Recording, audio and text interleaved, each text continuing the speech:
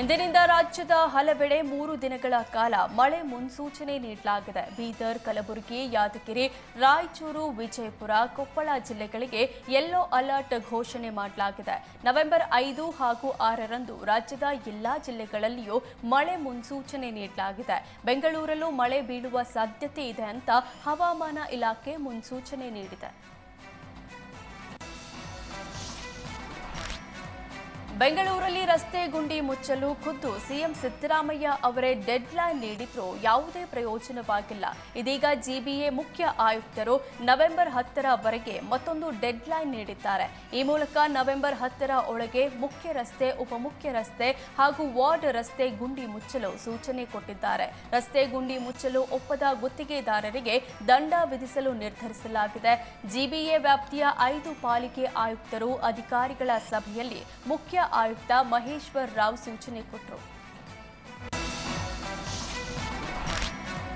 ರಾಜಧಾನಿ ಬೆಂಗಳೂರಿನಲ್ಲಿ ಅಪರಾಧ ಪ್ರಕರಣಗಳು ಹೆಚ್ಚಾಗ್ತಿದ್ದು, ಕ್ರೈಮ್ ರೇಟ್ ತಡೆಗಟ್ಟಲು ಗೃಹ ಇಲಾಖೆಯಿಂದ ಜನಸ್ನೇಹಿ ಪೊಲೀಸ್ ಕಾರ್ಯಕ್ರಮ ಹಮ್ಮಿಕೊಳ್ಳಲಾಗುತ್ತಿದೆ. ಈ ಪ್ರಕಾರ ಪೊಲೀಸರು ನಗರದ ಪ್ರತಿ ಮನೆಗೆ ತೆರಳಿ ಜನರಲ್ಲಿ ಜಾಗೃತಿ ಮೂಡಿಸೋದು. ಇದಕ್ಕಾಗಿ ಆಯಾ ಲಿಮಿಟ್ಸ್ ಠಾಣೆಗಳಲ್ಲಿ ಬೀಟ್ ಹಾಗೂ ಸಬ್ ಬೀಟ್ ಪೊಲೀಸರ ವಿಂಗಡಿಸಿ 3 ರಿಂದ 4 ಸಿಬ್ಬಂದಿಗಳನ್ನು ನೇಮಿಸಲಾಗುತ್ತಿದೆ. ಪೊಲೀಸರು ಪ್ರತಿ ಮನೆಗೆ ತೆರಳಿ ಜನರ ದೂರು, ಸಮಸ್ಯೆಗಳನ್ನು ಆಲಿಸಿ ಕಾನೂನಿನ ಚೌಕಟ್ಟಿನಲ್ಲಿ ಪರಿಹಾರ ನೀಡುವ ಪ್ರಯತ್ನ ಮಾಡಲಾಗುತ್ತಿದೆ. ಸದ್ಯ ಶಿವಾಜಿನಗರ ಪೊಲೀಸ್ ಠಾಣಾ ವ್ಯಾಪ್ತಿಯಲ್ಲಿ ಜಾಗೃತಿ ಕಾರ್ಯಕ್ರಮ ಆರಂಭವಾಗಿದೆ. ನಾವು ಮನೆ ಪೊಲೀಸ್ ಅಂತ ಹೋದ ಟೈಮ್ದಲ್ಲಿ ನಮ್ಗೆ ಆ ಥರ ಯಾವುದು ಕೇಸಸ್ ಸಿಗಲಿಲ್ಲ. ಬಟ್ ಹೇಳ್ತಿದ್ರು, ಈ ಕುಡಿದು ಈ ಥರ ಬಂದು ಗಲಾಟೆ ಮಾಡ್ತಾರೆ, ಮನೆ ಮುಂದ್ಗಡೆ, ಮನೆ ಪಕ್ಕ, ನಮ್ಗೆ ನೆಮ್ಮದಿ ಇಲ್ಲಾರಂಗಾಗಿದೆ, ಈ ಥರ ಎಲ್ಲ ಪ್ರಾಬ್ಲಮ್ಸ್ ಹೇಳಿದ್ರು. ಸೊ ನಾವು ಅವಾಗ ಹೇಳಿದ್ದೀವಿ, ನೀವು 112ಗೆ ಕಾಲ್ ಮಾಡಿ, ನಾವು ಇಮಿಡಿಯೇಟ್ಲಿ ಆ ಥರ ಜನ ಬಂದಾಗ ನೀವು ಆ ಥರ ಗಲಾಟೆ ಆಗ್ತಿದ್ದಾಗ, ಕುಡಿದು ಬಂದು ಯಾರೋ ಗಲಾಟೆ ಮಾಡ್ತಿದ್ದಾಗ, ಸೊ ಡ್ರಗ್ಸು ತೊಗೊಂಡು ಇಲ್ಲೆಲ್ಲ ಗಲಾಟೆ ಮಾಡ್ತಾರೆ ಬಾಯ್ಸು, ಹುಡುಗರು ಅಂತ ಹೇಳ್ತಿದ್ದೀರಲ್ಲ, ಸೊ ನೀವು ಅವಾಗ 112ಗೆ ಕಾಲ್ ಮಾಡಿದರೆ ನಮ್ಮ ಪೊಲೀಸ್ನವರು ಬೀಟಲ್ಲಿ ರೌಂಡ್ಸ್ ಇರ್ತಾರೆ. ಇಮಿಡಿಯೇಟ್ಲಿ ನಿಮಗೆ ಬಂದು ನಿಮ್ಮ ಕೇಸನ್ನು ಅಟೆಂಡ್ ಮಾಡ್ತಾರೆ.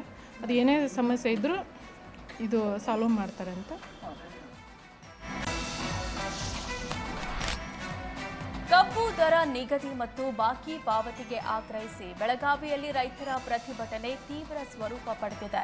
ಜಿಲ್ಲೆಯ ಅಥಣಿಯಲ್ಲಿ ರೈತರು ಕನ್ನಡ ಪರ ಸಂಘಟನೆಗಳ ಬೆಂಬಲದೊಂದಿಗೆ ಬಂದ್ಗೆ ಕರೆ ನೀಡಿದ್ದು, ಜಿಲ್ಲೆಯ ಪ್ರಮುಖ ಶಾಲಾ ಕಾಲೇಜುಗಳಿಗೆ ರಜೆ ನೀಡಲಾಗಿದೆ. ಬೆಳಗಾವಿಯ ಅಥಣಿ, ಚಿಕ್ಕೋಡಿ, ಗುರ್ಲಾಪುರ, ಜಾಂಬೋಟಿ, ಗೋಕಾಕ್ ಸೇರಿದಂತೆ ವಿವಿಧ ಕಡೆಗಳಲ್ಲಿ ರೈತರು ಪ್ರತಿಭಟನೆ ನಡೆಸುತ್ತಿದ್ದು, ಅಂಗಡಿ ಮಳಿಗೆಗಳು ಸ್ವಯಂ ಪ್ರೇರಿತವಾಗಿ ಮುಚ್ಚಲ್ಪಟ್ಟಿದೆ.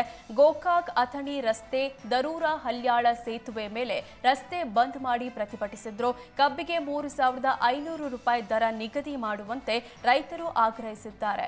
2 ದಿನದಲ್ಲಿ ದರ ಘೋಷಣೆ ಮಾಡದಿದ್ದರೆ ರಾಷ್ಟ್ರೀಯ ಹೆದ್ದಾರಿ 4 ಬೆಂಗಳೂರು ಪುಣೆ ಬಂದ್ ಮಾಡುವ ಎಚ್ಚರಿಕೆ ಕೊಟ್ಟಿದ್ದಾರೆ. ಯಾರಿಗೂ ಫೋನ್ ಹಚ್ಚಂಗಿಲ್ಲ, ಹೇಳಂಗಿಲ್ಲ.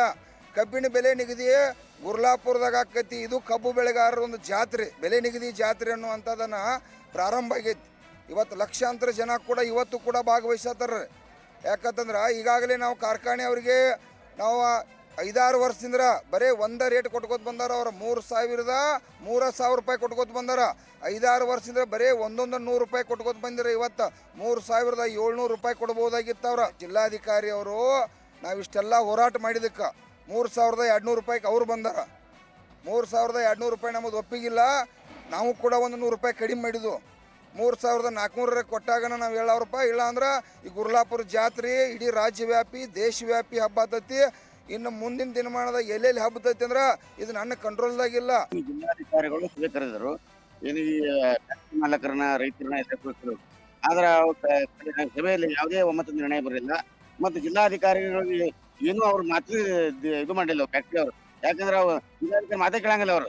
ನಮಗೂ ಅಷ್ಟೇ ಜಿಲ್ಲಾಧಿಕಾರಿ ಮೀಟಿಂಗ್ ಕರೆದ್ರು. ಯಾಕಂದ್ರೆ ಫ್ಯಾಕ್ಟ್ರಿ ಅವ್ರ ಅಧಿಕಾರಿ ಅವ್ರು ಅದಾರ, ಅವ್ರ ಅಂಜಿಕೆ ಉಳಿದಾರ. ಯಾಕಂದ್ರೆ ಟ್ರಾನ್ಸ್ಫರ್ ಮಾಡ್ತಾರೆ, ಮಾಡ್ತಾ ಇರಲ್ಲ ಅವರು. ಆ ಕಡೆ ಒಂದು 20, ಈ ಕಡೆ 25 ದಿವಸ ಆಯ್ತು, ಯಾವುದೂ ಕೂಡ ಅವ್ರ ನಿರ್ಣಯ ತಗೊಳಕ್ ತಯಾರಿದಿಲ್ಲ. ಅದೇ ರೀತಿಯಾಗಿ ನಿನ್ನೆ ದಿನ ಮತ್ತೆ ನಾವೇನಾದ್ರು ಹೋರಾಟ ಮಾಡ್ತೀವಿ ಅಂತ ಹೇಳದಂತ ಪತ್ರಿಕಾಗೋಷ್ಠಿಯನ್ನು ಕೊಟ್ಟಿದ್ದೇವೆ. ಮನೆ ಜಿಲ್ಲಾಡಳಿತ